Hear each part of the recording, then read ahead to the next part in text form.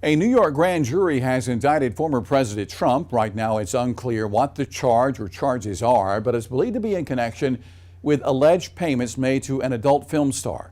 Michael George has the latest. A Manhattan grand jury voted to indict former President Donald Trump on Thursday, making him the first former president to face criminal charges. The indictment, confirmed by his attorneys, remains under seal.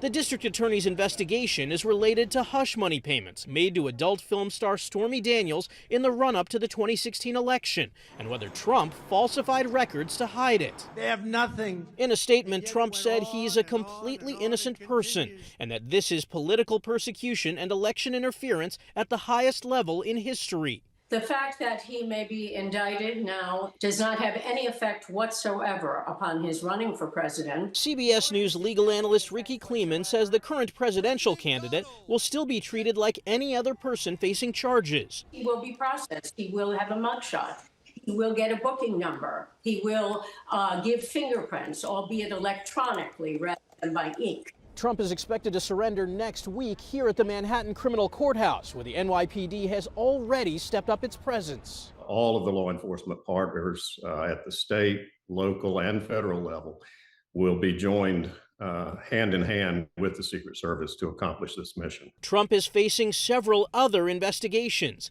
including his handling of classified documents, his role in the January 6th Capitol attack, and his alleged attempt to overturn the 2020 election results in Georgia. Michael George, CBS News, New York. As you just heard in that report now, the former president expected to turn himself in to law enforcement next week. But what happens after that? Well, once he turns himself in, police would take him into custody for processing.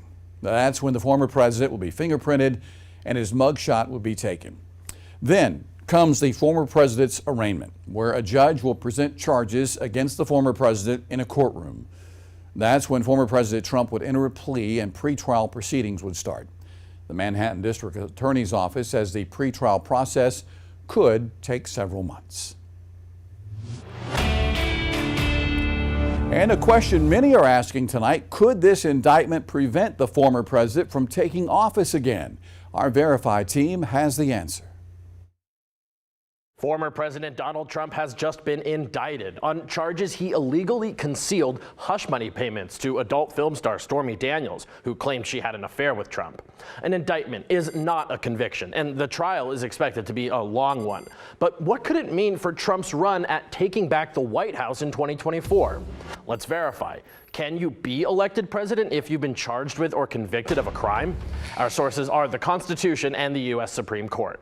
Article 2 of the Constitution lays out 3 eligibility requirements for becoming president.